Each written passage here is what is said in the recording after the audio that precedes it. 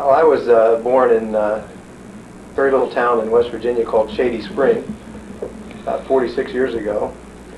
And I grew up on a small farm down in West Virginia. When I was about 10 years old, I moved north to Pennsylvania and did most of my schooling there.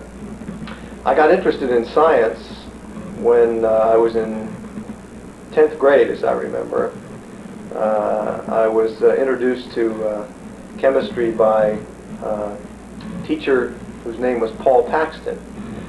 And I admired him very much because he was also the football coach at that time, and I was very interested in sports as well as in science. And he inspired me very much to go into chemistry. And I think from that time on, I was always interested in pursuing chemistry of some sort as a profession. When I began looking at colleges, I had a choice between going to very large colleges such as Penn State or small colleges such as Gettysburg College, and chose small liberal arts college, Gettysburg College in Gettysburg, Pennsylvania. And there was another gentleman who influenced my scientific career very much, and that was a man by the name of Jack Benson, or John Benson. Jack Benson was a professor of physical chemistry at Gettysburg, and he had gotten his PhD with Sir Hugh Taylor at Princeton. And Jack Benson invited me the summer between my junior and senior years to work on a research project sponsored by the Research Corp, as I remember, having to do with the absorption of hydrogen on supported nickel catalysts. And he and I spent that summer and the ensuing year and even the following summer studying the absorption of hydrogen on nickel. And so that was my introduction to catalysis, and I was very fascinated with the field, and particularly fascinated with the many stories that Jack Benson told me about all of the famous people in the field of catalysis.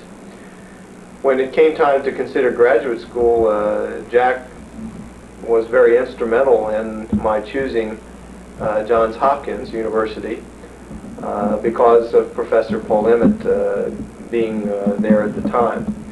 And so I had made up my mind in my senior year to head for Johns Hopkins and to enter the field of catalysis.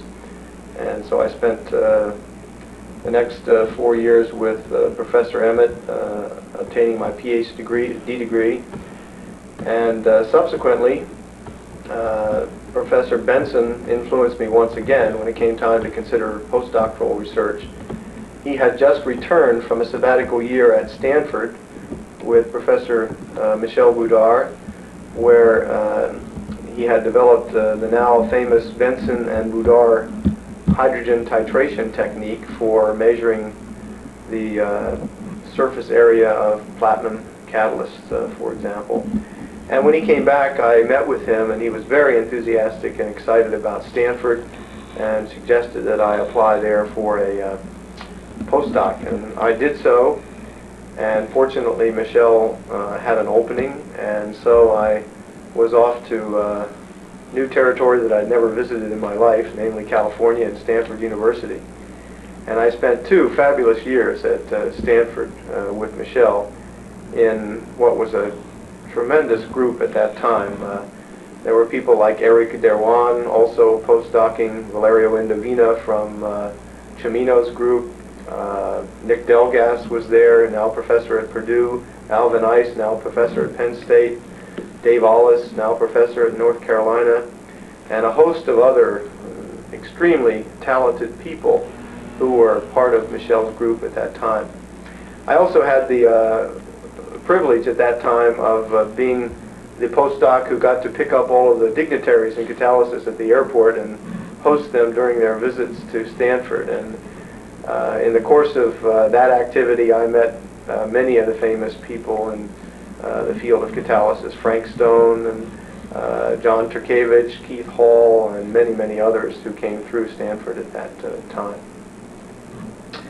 After Stanford, I decided to take an industrial career, and I had the great fortune of joining John Sinfeld's group at Exxon at that time, and being able to continue to do work in the application of mass spectroscopy to the study of various types of catalysts, an activity that or a field that I had learned from Michel, and particularly from Nick Delgas, who was the student that I worked with at the time I was at Stanford.